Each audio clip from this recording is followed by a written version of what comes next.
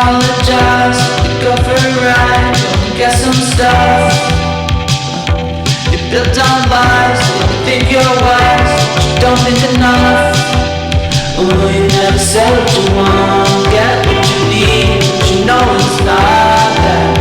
Waking up, days are gone, nights are long, you're feeling so sad. Alright.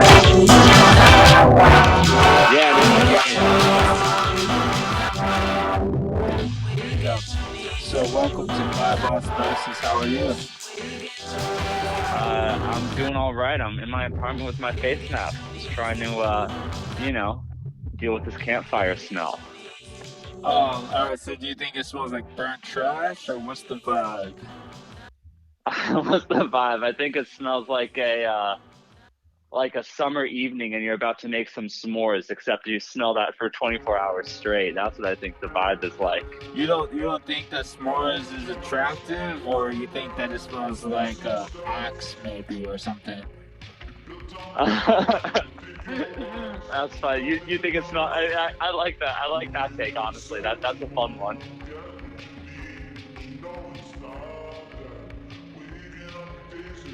Yeah, what's up? Hey, I'm Crash Gordon. I'm an artist, songwriter, producer based here in New York City, and it's a pleasure to be talking here on Vibe Osmosis. So I was out in New York City about a week ago. I actually forgot to mention to hit you up. But so the vibe is out there. Whenever you're getting weed, sometimes in the recreational district, if you don't, because I have a medical card out here in Ohio. If you go out to New York, I guess you can use the same medical card. I guess it makes sense. But there's some places that have it recreational. And they go to these recreational shops or whatever, these weed shops. I feel like Uh-huh. majority of them have like the knockoff free THC kind of weed, like the fake weed kind of thing, you know? Are you familiar with that? Like it's like Delta, whatever, or the Yeah, yeah, whatever that stuff is. Yeah, ex- yeah. I'm almost positive that these weed shops that say like they're like we don't need to check your card or anything. I'm pretty positive that all these shops are just ripping you off with like Delta, whatever, and like not real weed. Because like me and my partner, we bought like some of this weed, even though it was ridiculously expensive. We came to New York with like so much fucking weed, but we smoked all of it. Uh-huh. So then we tried to buy more weed, and the weed prices was just like astronomical. It didn't matter if you went all the way out to Connecticut. What'd you end up paying? Tell me, tell me. Oh, well, like I remember yet again a $15 plus or so membership, just in order to get the recreational weed. You know, like as suckers, they get suckers. You know, even if you're I gonna hit up I somebody on the street, and you're like, I got $20. Can you give me some weed? You might be getting some THCA or some Delta 9. Oh my God, that's I feel for you. I feel for you. I'll tell you. I think New York City is one of those places where you gotta have the inside knowledge, right? Like where to go. You gotta have the fast pass, right? And I'll tell you, I'm from New York, right? Like born in Brooklyn. I live in Brooklyn now. I only feel like I've gotten the fucking inside knowledge the last like year of my life, right? It's I think that's just how the city works. So I'm sorry that you got that shit. I will say I think it's a little bit of a golden age of buying weed in New York City. I don't know if you saw like street vendors and like street trucks selling Yeah, weed and all I that love while the you're here. street truck guys. The street truck guys are at least like I do have real weed, but majority of it is fake. But I'll sell you that for cheap. Yeah, yeah, for sure, for sure, for sure. And then there's some spots, but also you got to, you know, yeah, don't give out your good resources because like the moment they're up in New York, it's like everybody knows. Bro, you hit me up next time you're in town, all right? And we'll you know, I'll make sure you get that good weed. None of that, yeah, none of that Delta whatever. Totally. I mean, like I do have like family that live in New York. I got family that live in Queens and Brooklyn. Now, my cousin Kenny, he actually is a Brooklyn firefighter, but he lives out in New Jersey now because he has like a whole family, a couple kids, and all Cool. that. You know, they're probably going to keep him coming. I don't know. Yeah, they're busy. They're busy with something, you know. Yeah, I was looking at some videos on your Instagram. You were putting some shows in Astoria, yeah? Yeah, I do like Astoria because they're always like respective, down to earth people that are gonna be like more open minded other than like, oh, whenever you start out, like I'm gonna start booing you and like get the next guy up on stage. There's totally that vibe out in New York too. Don't get me wrong, guys.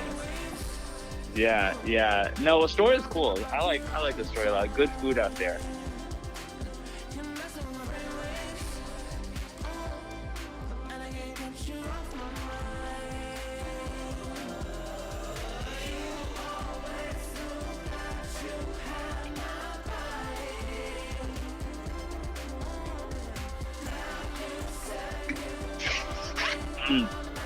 Yeah, that's important. That's for sure, because like I'm always like the person that's like I'm gonna load up at least maybe with like a 30 pack and then or like in a bottle, and then I'm gonna go to a place where it might be like 12, 15, $20 for one drink, where I might just have one drink because I already have alcohol in my car or whatever.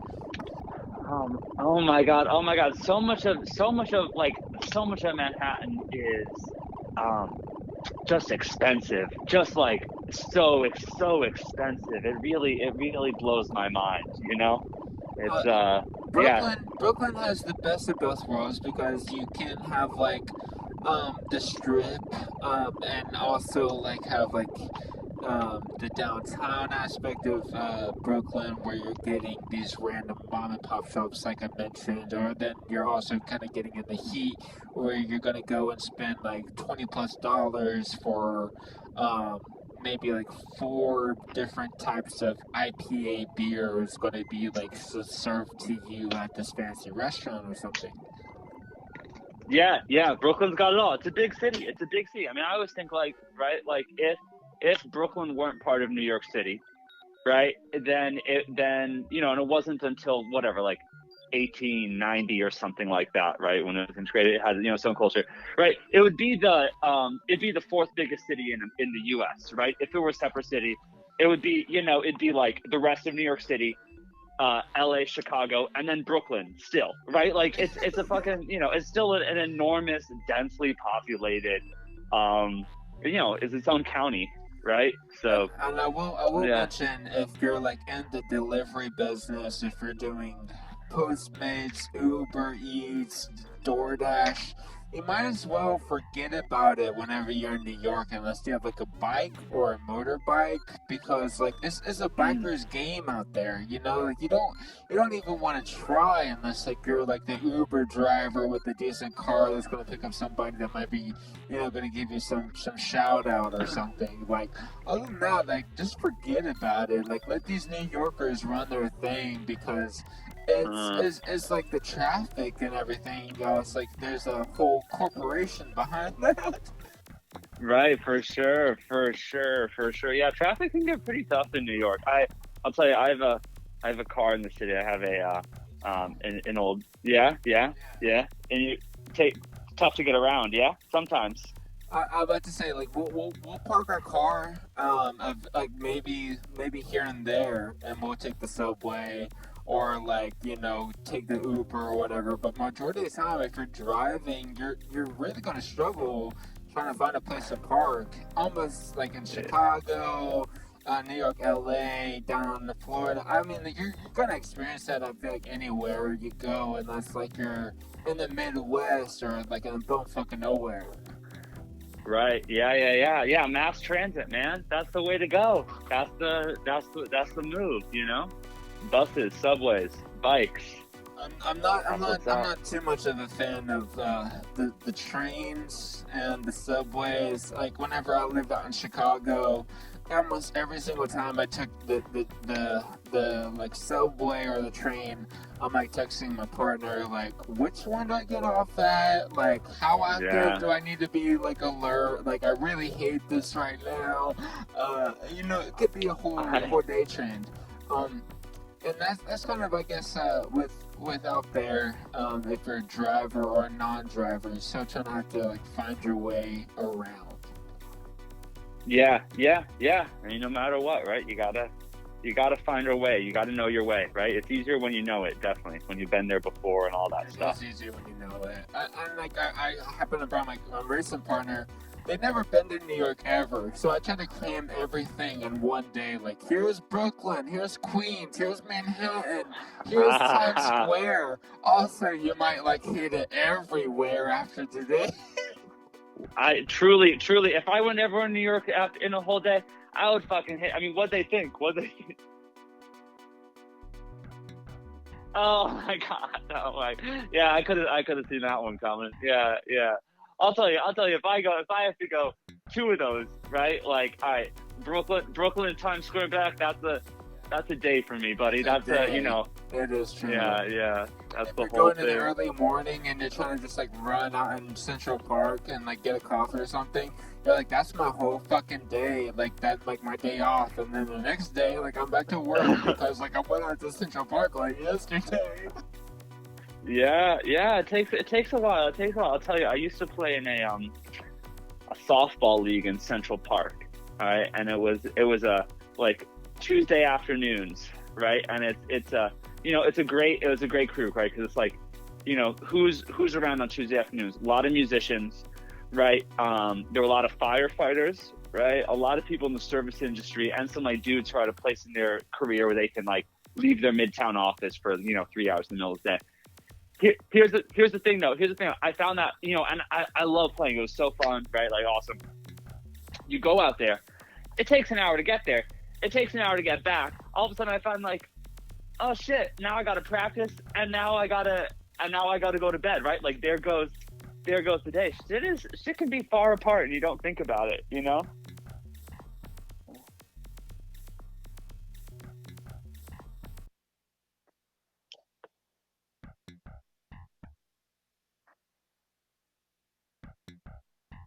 Mm, mm.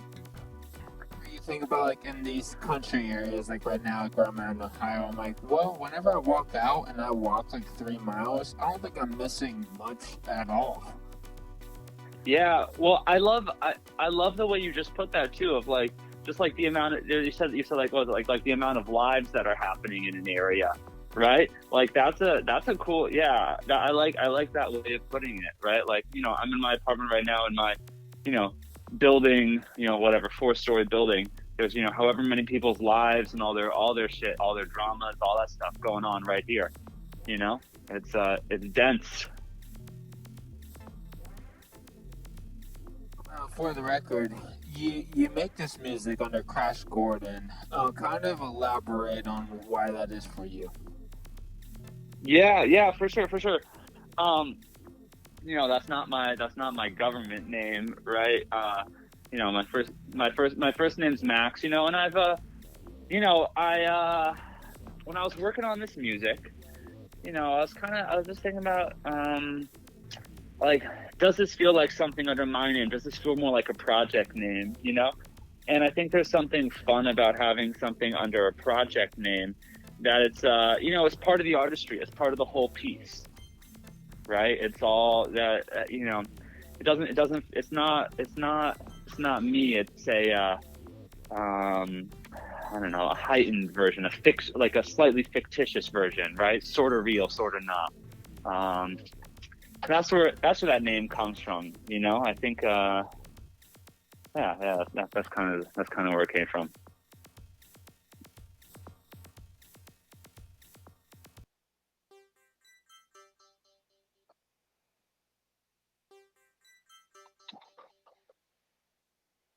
Yeah, for sure. I mean, hey, I've been making music my whole life, you know. Um, since as young as I can remember, like writing songs on the piano, making them on GarageBand, stuff like that. This project kind of came together, when I was in college. I left college and I started working as a ghostwriter for a pretty large producer out in Los Angeles, and I thought that's what I wanted to do. I was like, hell yeah, this is sick, and I really hated it. I spent like a year and a half feeling like I was in part of some corporate system, right? Like I was working for, General Electric in their songwriting division or something like that, right? So I moved back to New York. I did a lot of freelance stuff. Did a bunch of different touring. Bunch of DJ gigs, like whatever I could get my hands on, right? Pay the rent. And it wasn't until like 2020 when kind of a mentor of mine, he suddenly passed away and left me with a bunch of his old gear, like one of his, like an old analog synthesizer he had, and like this weird like digital effects voice box he left me in. And I started playing around with that. I started playing around with that, and I was like, oh, this is some pretty cool shit. And that's kind of where this project came from, right? The Crash Core, and I was like, working on shit, and all of a sudden, maybe it was about a year ago, I like looked up and I was like, oh damn, I kind of got a few songs here that are the beginning of they feel like something different, yeah.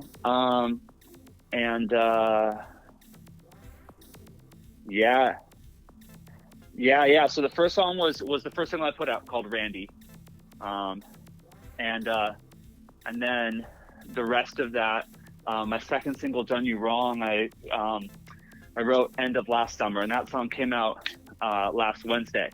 And then absolutely, yeah. Oh, thanks. I appreciate it. Thanks for taking the time to listen. It's and I have a full EP that's coming out this fall. So I'll have another single called Brainwaves this summer. That'll be later this summer, and followed by the rest of the full EP. Which I'm stoked to get out in the world, stoked for people to hear it.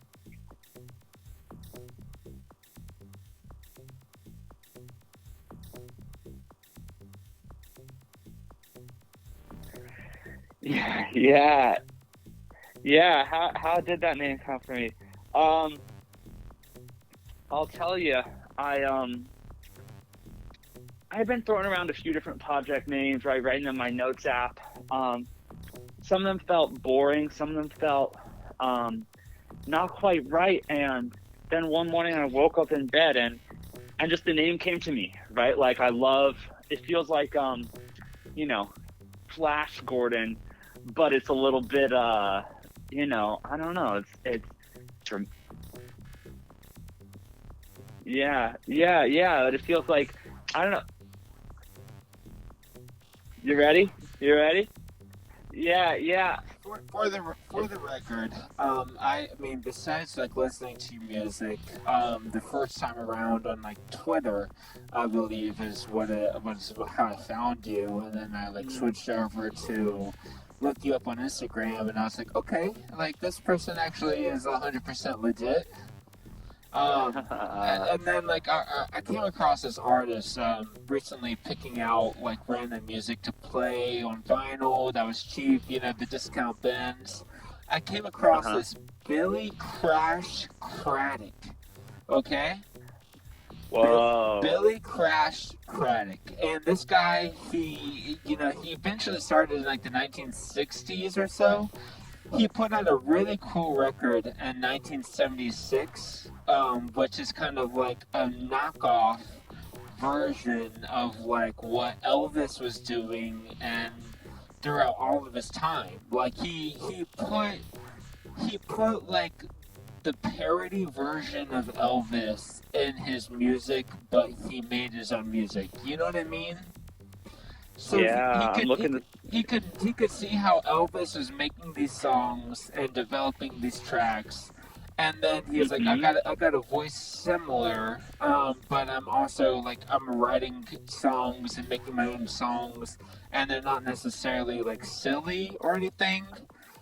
So he Yeah. like like for this record that I randomly found, he like on one of the last songs that he has, a footprints on the windshield upside down.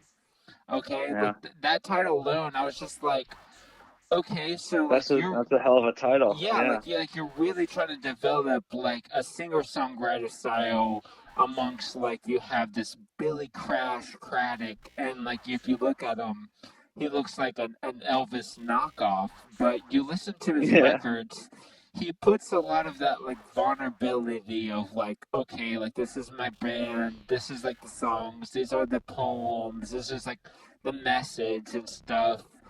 That's like one of those things. Like I like whenever I came across your music, I was like, okay, like you're writing actual like music and you're developing it, you're recording it, and also like pushing the boundaries, I guess, as far as like where it can go, and who you work with. Like what kind of like introduced you to developing like that idea and to start like being more immersive in your music?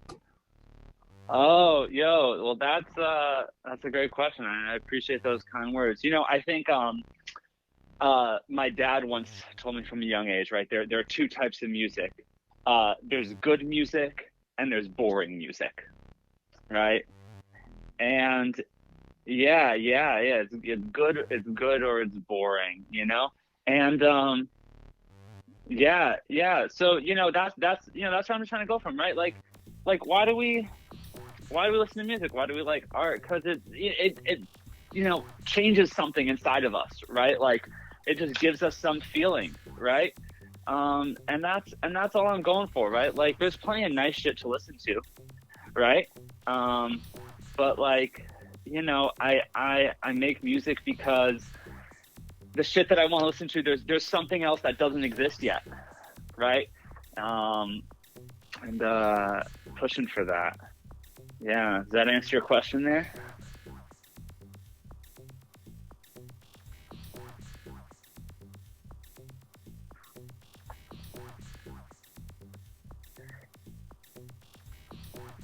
Yeah, yeah. When did I come up with that? I came up with that name. I got to be honest. Like I came up with that name maybe like 2.5 months ago. It was like right before Randy came out, and I maybe like 3 months ago I submitted it to you have to upload the song and all that, and I had a few names, and but that was the name that I just kept on. It kept like being sticky in my head. And yeah, man. I mean, like the name.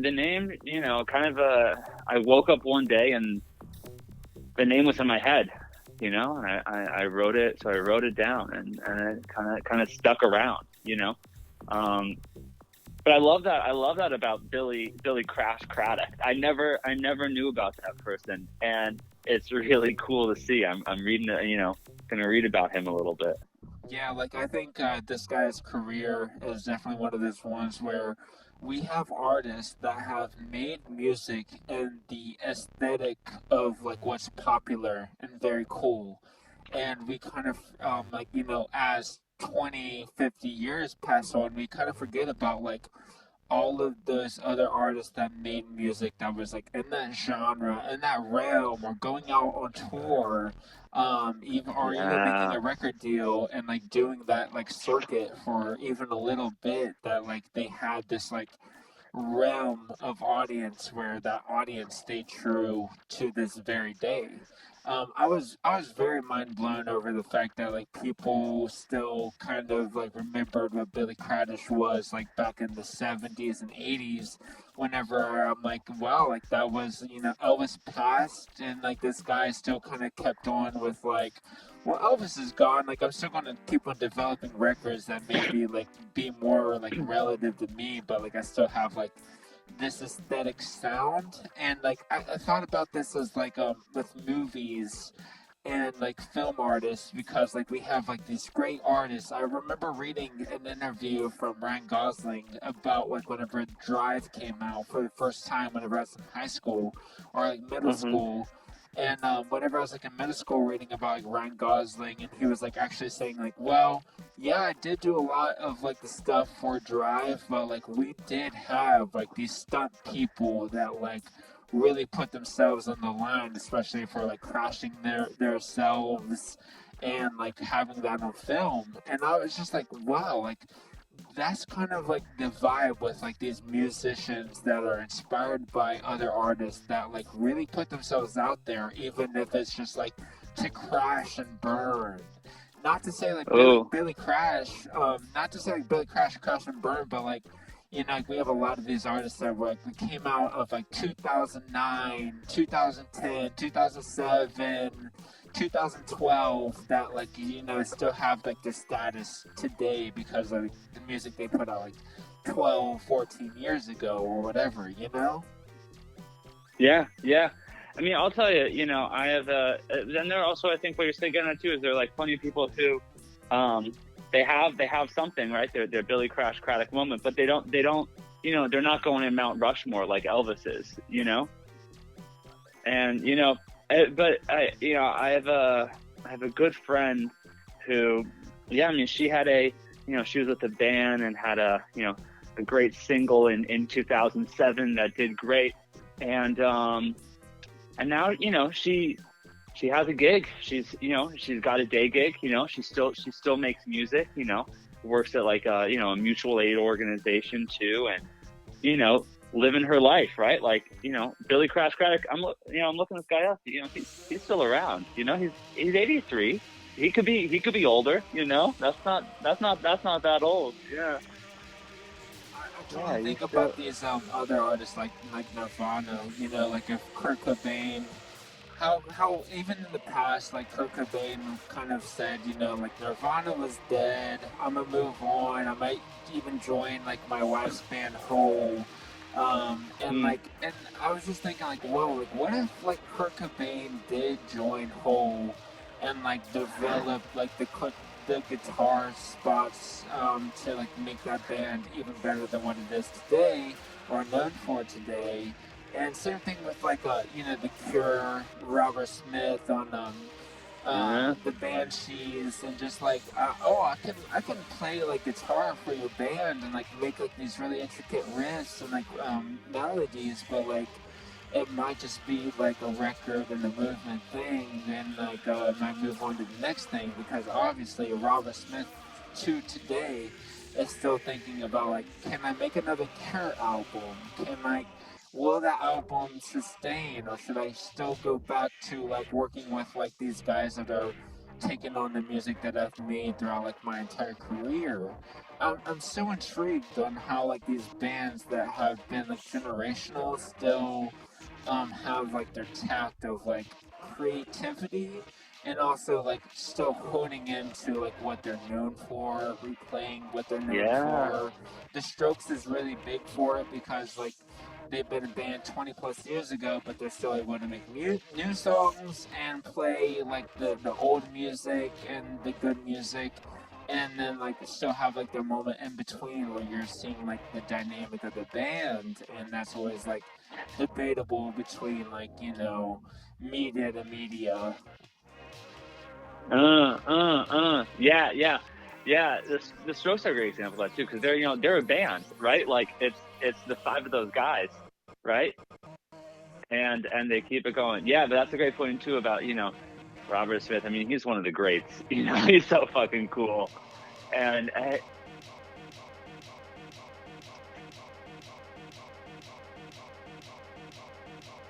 he says that.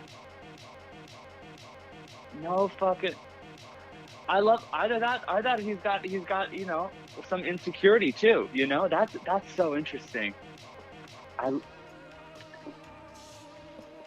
Yeah, yeah, shit. Well, that makes me feel better about myself, knowing that even Robert Smith is insecure about this stuff. I That's have like that's that. I have people messaging me, some send me like I'll send you this track and like tell me what you think and like you can just tell me my music is bad. In my mind, I'm just always just like my first reaction is just like the mentality is always like I can play bad just like everybody else. You know, like everybody else has been making bad music since like the 80s or before. I can still make bad music today and like see where that goes. Like I'm always just like mind blown over that because I'm just like you see like you're making a song and you're actually taking the time like you haven't thrown this up like other people have done throwing this up like years ago whenever they sent one song and like other people weren't feeling it or whatever, you know? Mm. Wait, say that again. I'm not totally sure I Well, understand that. Say that. totally like other artists have like, oh, I sent this you know, like these record labels like this one album that we did like, you know, 10 years ago and they just never made it anywhere. So I never tried like ever again and I'm just come up to Tao and I started working like a regular job and like now I just like work with other bands or record only or whatever. But I'm just like you did like once upon a time like give a shit about like your art and your music, but you just like hung it up on the towel just because of like time. I'm like Yeah. my mind never blown like you know like there's bands like never even given the chance back in the 80s like the Germs like they're now getting that revival because like wow, that lead singer passed, you know, Pat, like finally, like, you know, like made his full circle and having it onto new audiences or new listeners or giving that music a chance, even though if it was recorded 20 years ago, you know. Right. I mean, yeah, you're making a great point too, right? Like, sometimes it takes a while for art to find its audience. Maybe you're ahead of the time, or maybe it takes some history, it takes some hindsight for people to really appreciate what you're doing. No, that's a really great point, and yeah. It's also funny about, like, the jobs, right? Like, you got to, in this, based on the world we live in, you got to do what you got to do to pay the rent, put gas in your car, food in your stomach, all that shit, right? Not to mention, like, you know, go out to eat at a restaurant every now and then, you know? Um, What I also but realized too is like whenever you're going out and hanging out with like your friends or other musicians, these other bands, they really don't give a shit about how the money was made. If you make money, if you have money, it's just a matter like if you're there in the moment, like if you're mm-hmm. contributing. Also, like if you didn't have money to pay for your dinner, like at least like you're honest and vocal about it, other than just like mm, pretending like I don't know, maybe you did have money for your order, so we don't have to worry about you.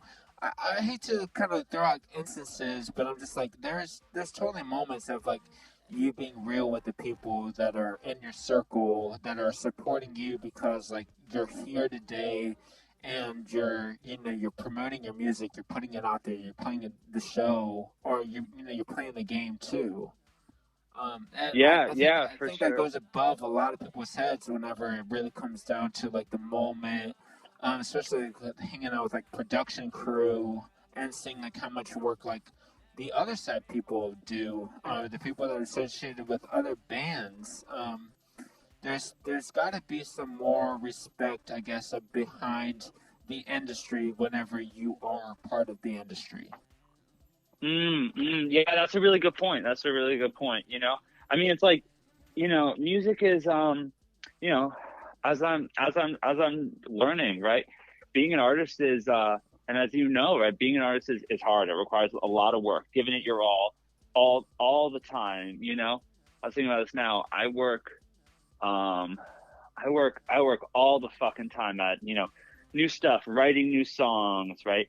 Making videos, all that stuff like that, and that's what it takes, right? Like, that's what it takes. It's a lot of energy, a lot of effort, to make shit that's worthwhile, you know? You're absolutely right. It takes a lot.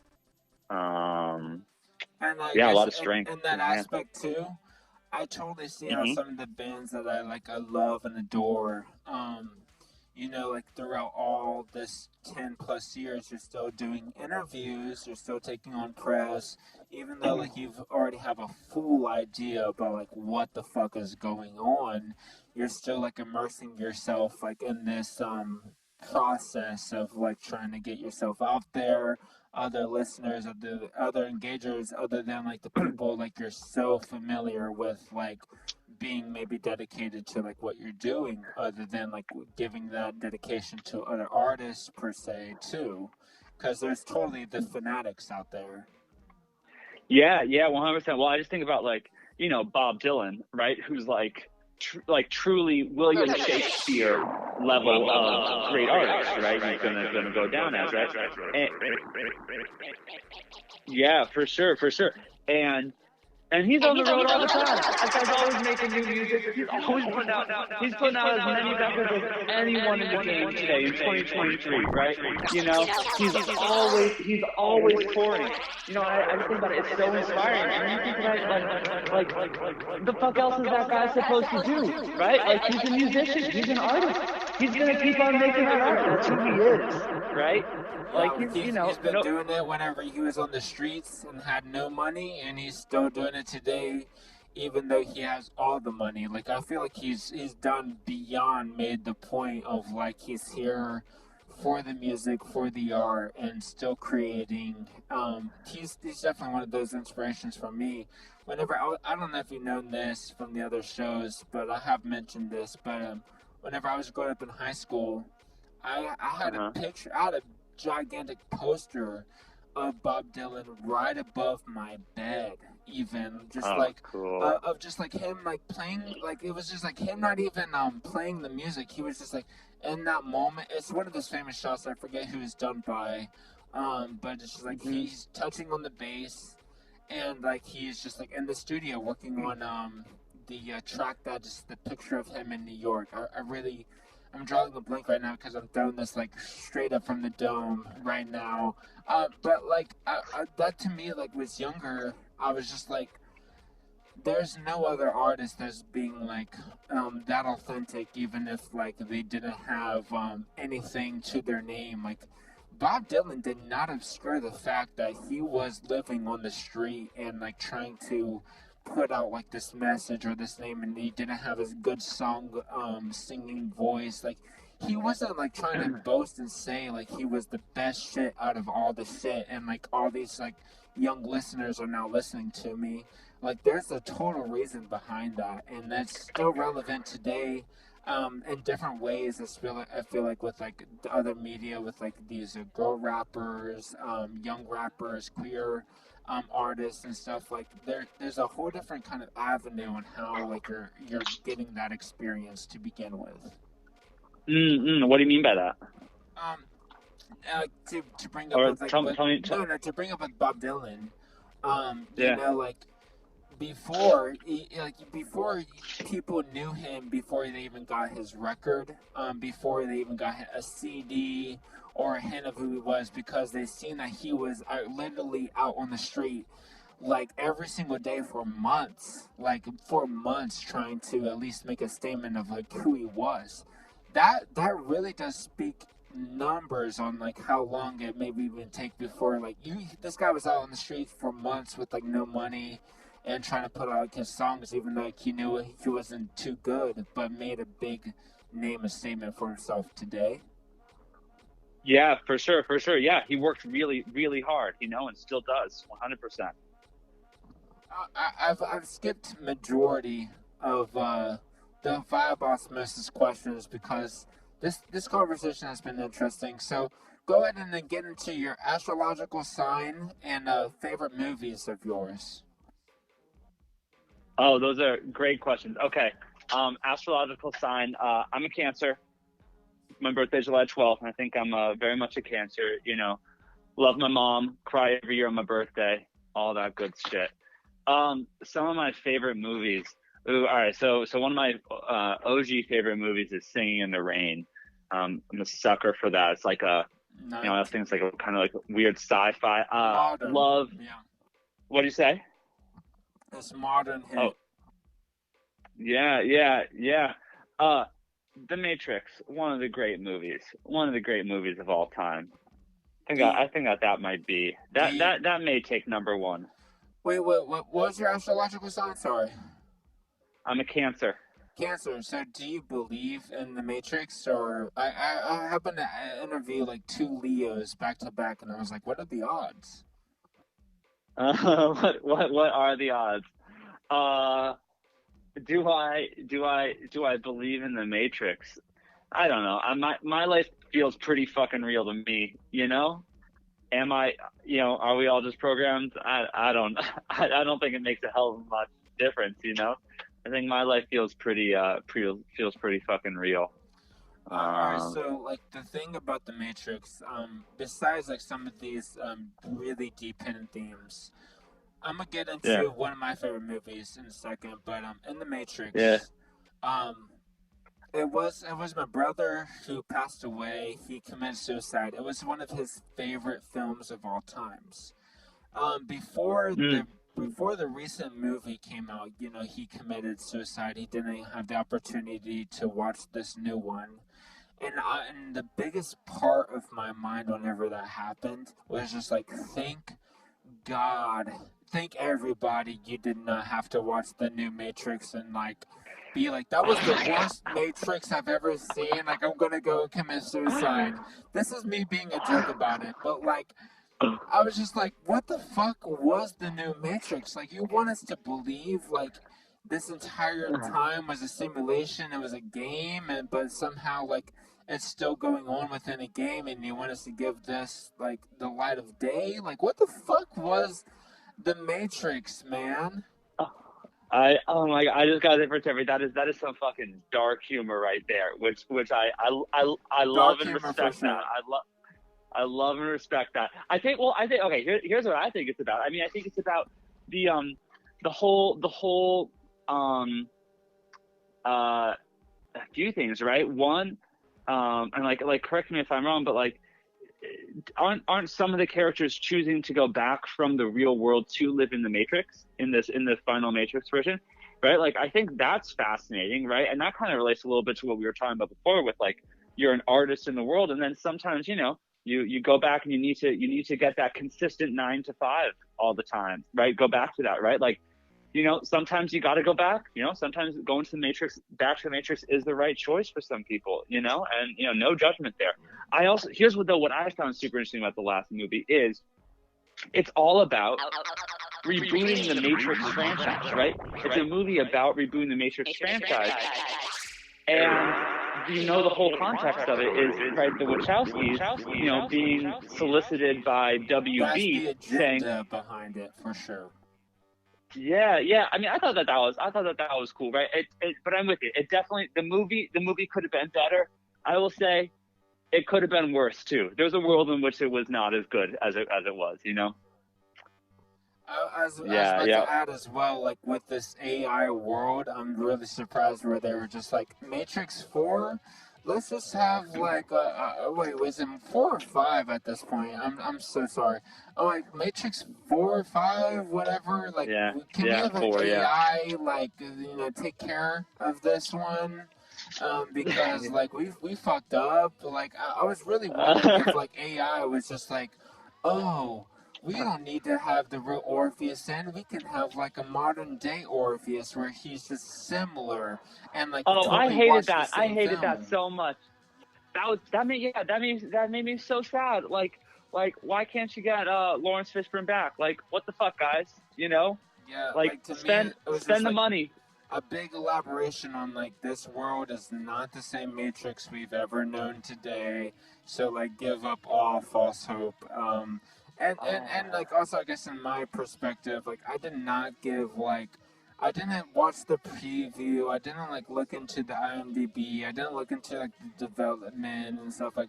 So the people that were totally like, oh, like a new Matrix movie was gonna happen, and they were like following it 100%. They totally knew like, okay, this fucking Matrix movie is not like what the other ones were. Just Right. a heads up or anything like that. So I was always, I'm always really surprised whenever these like movies that have like a past get decent ratings or even like subpar ratings. Where I'm just like, what the fuck were you thinking? Like the Mummy 1 was the best one. Like you're gonna say number Yeah. 2 and 3? Like what the fuck? Like 3 That's was obviously the best, but you want to even give us some clout because Brendan Fraser came back? Like I'm mind blown over this. Yeah, yeah. It's all about the Benjamins, right? Those studio execs need to keep that shit moving forward to make some money. I will say too, it made me think of like, I've always liked the band LCD Sound System, right? Yeah, they're great. They're great. DFA Records have it going on. 100%, dude, 100%. And it's but you know, they had the first, right, those first 3 albums, and then the we're done finale, last thing ever at Madison Square Garden, right? Like huge climactic, what an arc. And then, you know, I think I and a lot of fans, a lot of people felt kind of like bullshitted when then they came back, you know, a few years later with another album, right? And gigs again. And at first I was like, oh, fuck this. This isn't like, you know, the perfect art, right? Or like, you know, I felt kind of like toyed with, kind of like with The Matrix, right? Like, here's our grand finale or whatever. And then a friend was like, yo, dude, but what's the alternative? Like, you get one, you know, one fewer albums, right? Like, it's cool to have, you know, it's cool to have another, you know, more LCD Sound System music, new music, right? It's cool to have another Matrix movie. Is it as good? Nah. But do I, you know, was it probably better than whatever I would have watched, you know, before bed that night? Yeah, I got something out of it, you know? So that, you know, that's kind of where my head's at around it. Like, it wasn't amazing, but it's, I'd rather the world have more of The Matrix and more of the Wachowski sisters movies and TV shows than not, you know?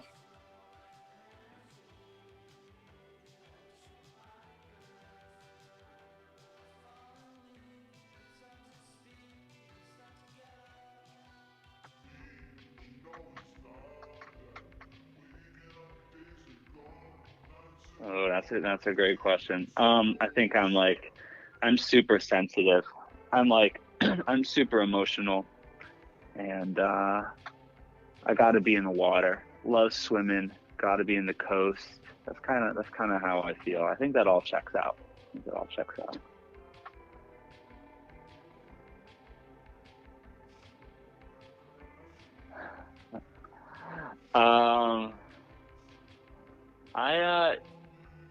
Yeah, I don't know. I think it's like, you know, I will tell you also my moon sign is a Taurus. And that also to me checks out because I got that, you know, the solidness, I think, that inner drive there, right? That inner sturdiness in the astrology as well. And you can tell me if any of this doesn't check out. This is the way it's been explained to me. So the way I understand, right? I'll say my rising sign is a Capricorn, right? Now, Capricorns are something about like ambition, right? Right. My rising sign is a Capricorn. I think that makes sense too, because I think I come across as ambitious, sometimes to a fault, right? I mean, only because I like care about shit, you know, and I'm excited, right? But honestly, like, I think that shit all checks out. You know, do I think I am the way I am because I was born in July?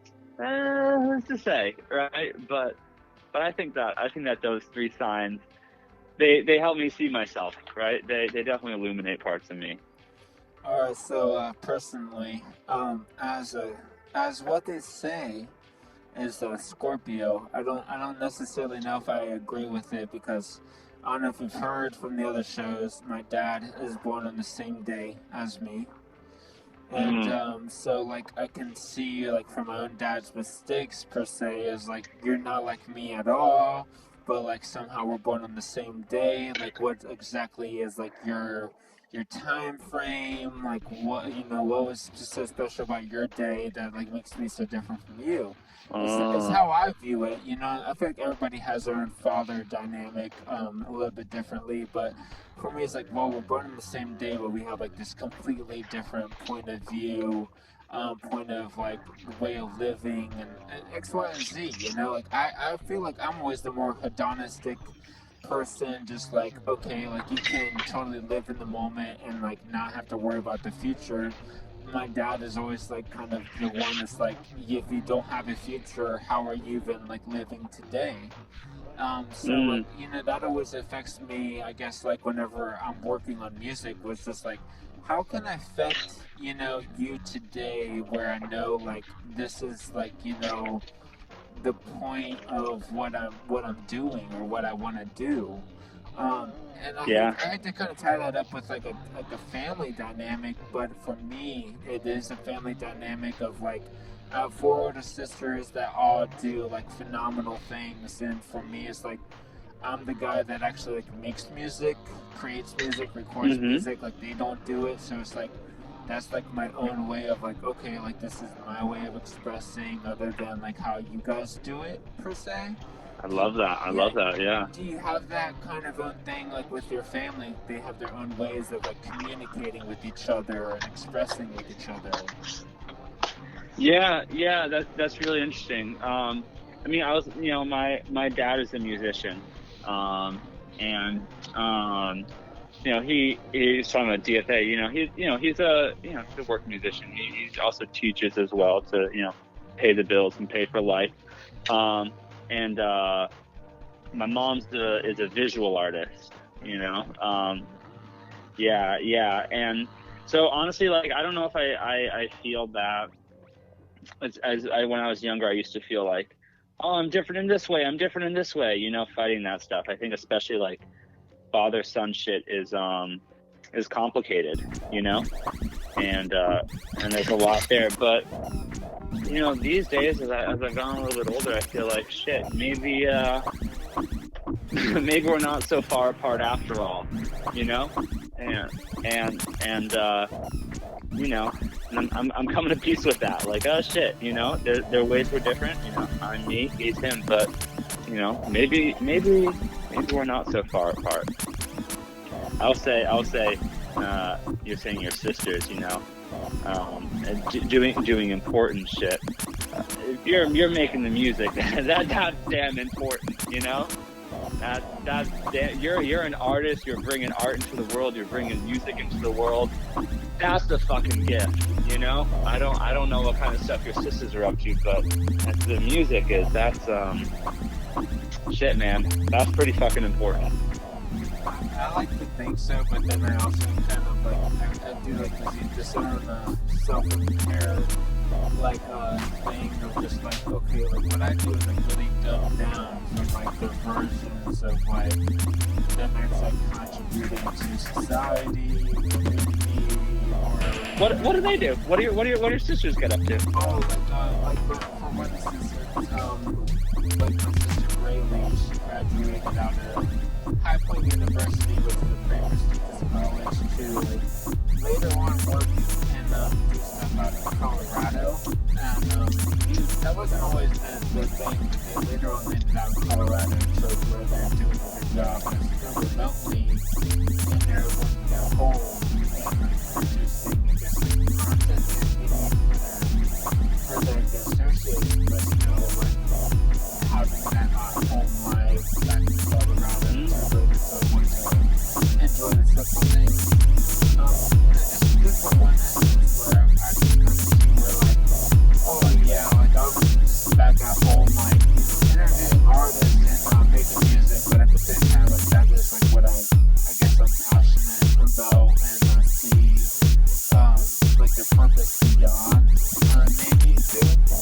Yeah. It's the same thing with like I guess artists that are like, oh, I did like stuff like, you know, back whenever I was a kid, and like now like that's like comes up, but wow, I can totally relate to that because like I see myself personally like looking into other avenues where you put your, you know, your soul and heart in, where like that's like your passionate project where you're happy to see that succeed. Yeah. And to get back into your music, this recent single, you also did a video that's associated with a different artist. So go ahead and branch into like, you know, making that song and then like going into another artist and like having ideas and stuff. Oh, wait. So you mean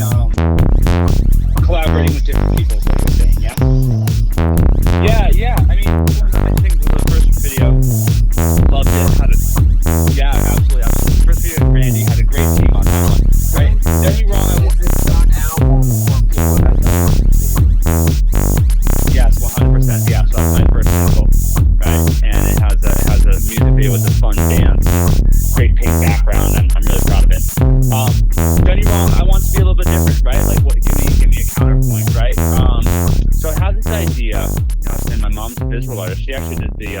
I asked her, I was like, "Hey, will you do some of these video effects?" And it has, because she has this sick. It's called a Fairlight CVI. It's like a computer video instrument from the early '80s that you can run stuff through, and it gets these crazy, like, colorful, old school digital effects, right? And so I've seen her do some of that, and I've always loved the look of that.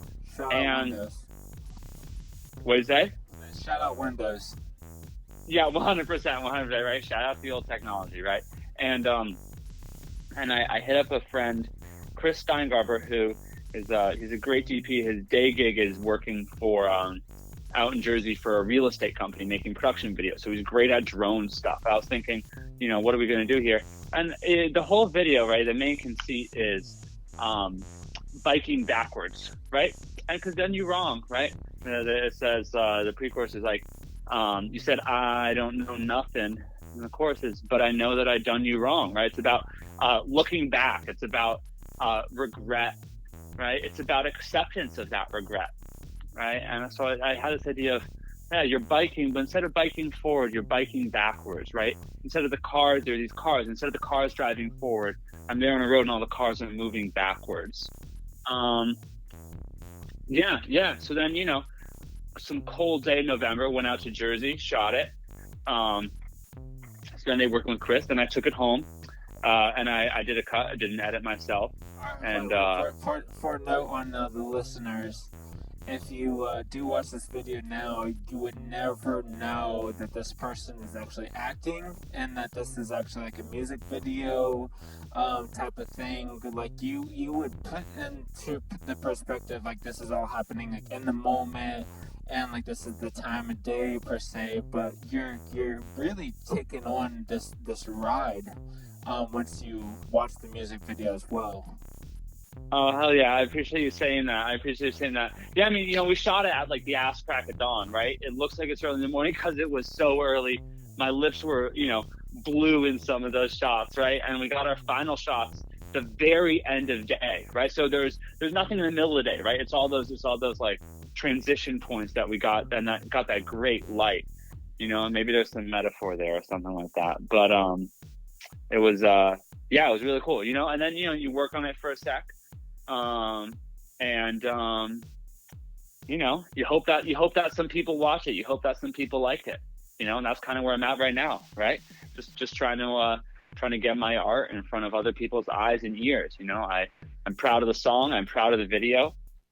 Got some more good shit to come, for that song and other singles. And, And, Jeffrey, I appreciate you taking the time to, I think you reached out to me after Randy came out, and I also appreciate you following up after Done You Wrong, right? Checking in, I know I sent it to you, and taking the time to watch. It really, it means a lot, it really means a lot.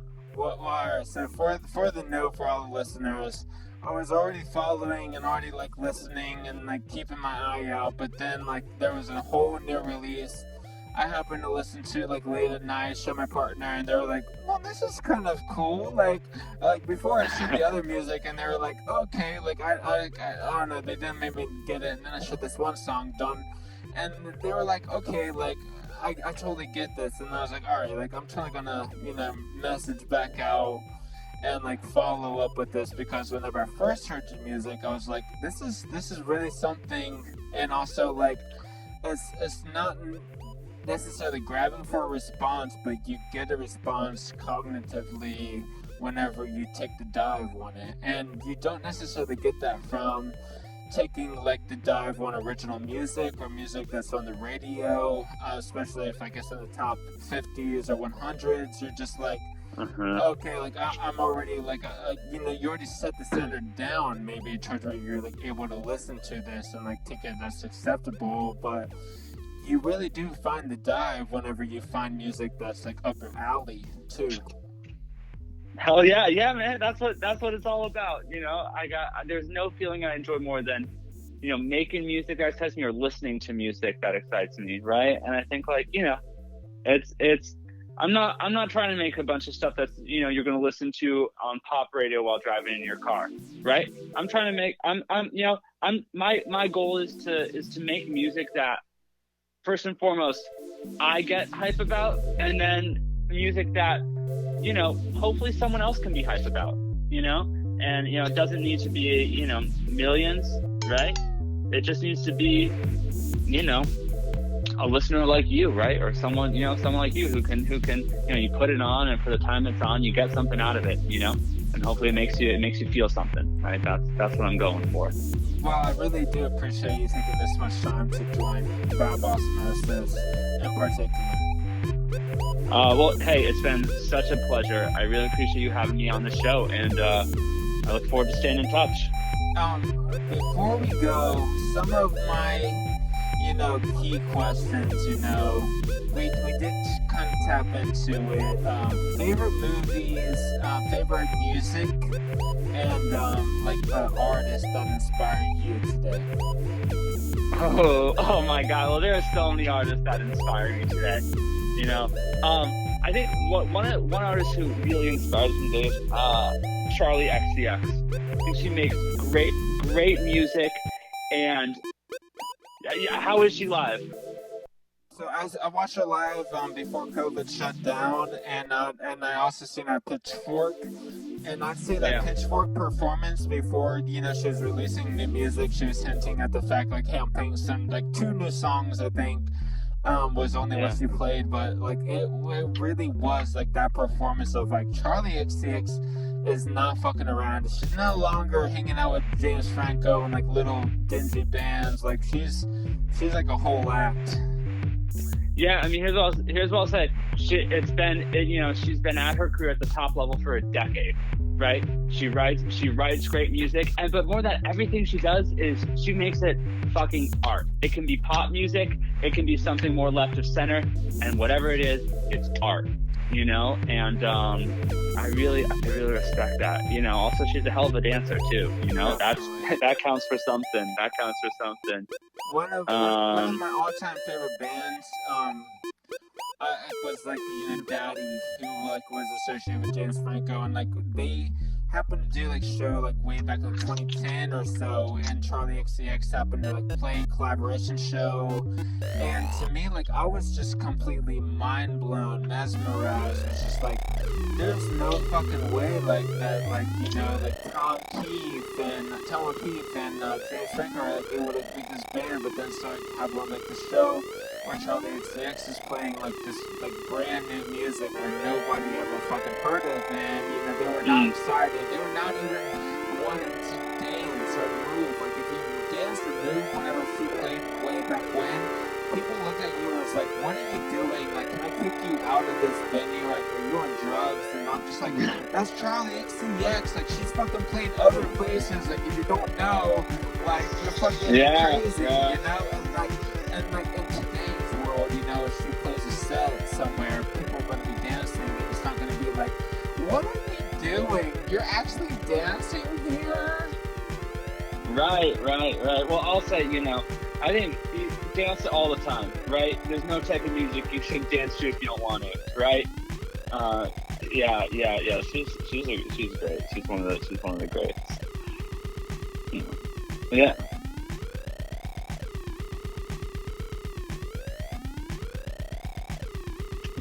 Yeah. I mean, like, you know, I love Charlie XCX.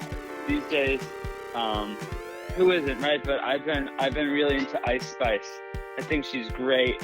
I think she's great. She's fresh. I love that she's a New York City girl. You know, I love that. I love that all about her. I love that she changes her hair every fucking photo shoot. It's great. I'll bring this up to mention the thing about Ice Spice music. Beyond it being black rap artist that's like multi-genre, that you might not get the time of day, like they literally bring stuff to every track that you can see more than just the pop element and like the chorusy catchy stuff. Like you can see that person bring themselves into their artwork and like make that accessible because of like, how it's relatable. No matter like what fucking money or structure you're in, like, or what, you know, like it doesn't matter what class you're in, like you're able to kind of get the messages and the themes and also grasp it and learn from it or be inspired from it. 100%. Yeah, that's a great point. Her personality comes through, right? And that's she's got that winning personality that comes through in everything she does. It's really impressive. Others of my all-time, talk about all-time favorites. Prince. One of the greatest artists of all time. Love him, multi-instrumentalist, such a producer, songwriter, hell of a performer, and such a. What do you say?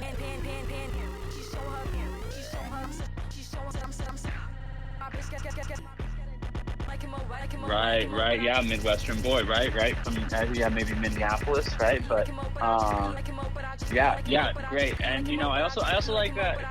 He always rep Minneapolis to the very end.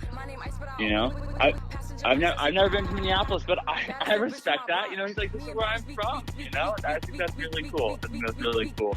What I do really like about Prince's music, besides like repping where he's from, he's able to travel to like Detroit and really make a name for himself, and then Minneapolis. But like he puts out the fact of like all his messages, all his stuff in his songs, and like allow the music to speak for itself to the audience rather than like, this is who I am, this is why I am. He really lets the music speak rather than like he lets it come back in full like a full circle, full spark of like, okay, like I'm the originating artist, or he has so much insight on the industry, especially like sampling music, R&B, hip hop. He totally had like the full idea of like what it's like to get in that circle too. 100%. I mean, there's just so much music, prolific, and there's nothing I respect more than someone who's making a lot of music, right? May we all be able to give that much to the world of ourselves, right? I think that's really fucking cool. Hey, so Jeffrey, I got to run to a rehearsal in a bit. So before we close up Osmosis, I appreciate you taking this much time.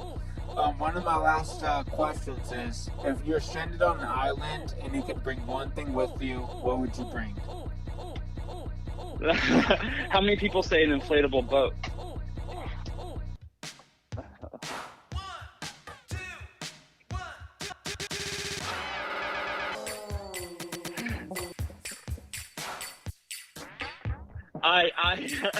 Yeah, you splash around. Get off the island. If I'm stuck on an island, I'm bringing a boat. That's my one thing. All right. Well, hey, it's been such a pleasure. I really appreciate you reaching out and having me, and it's been a great conversation. I'll be thinking about this. And also, thank you for joining Osmosis. And I guess I'll keep you updated with the information on this episode. Maybe something you want to feature on this one. 100%. Of course, you as well, Jeffrey. I'll talk to you later. Bye.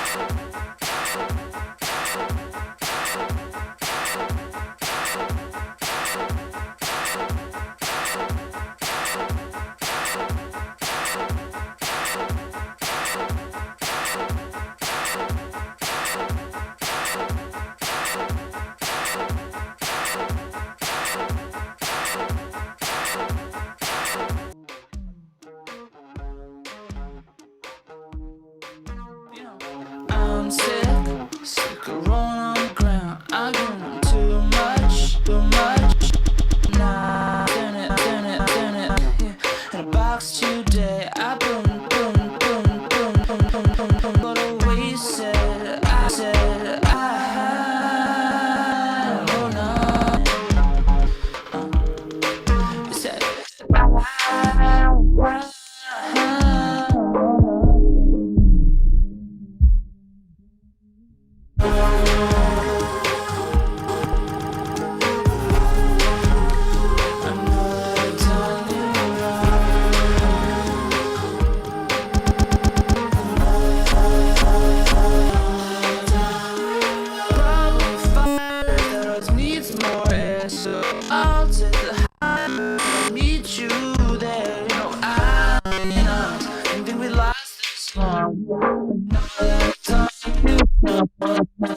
on you.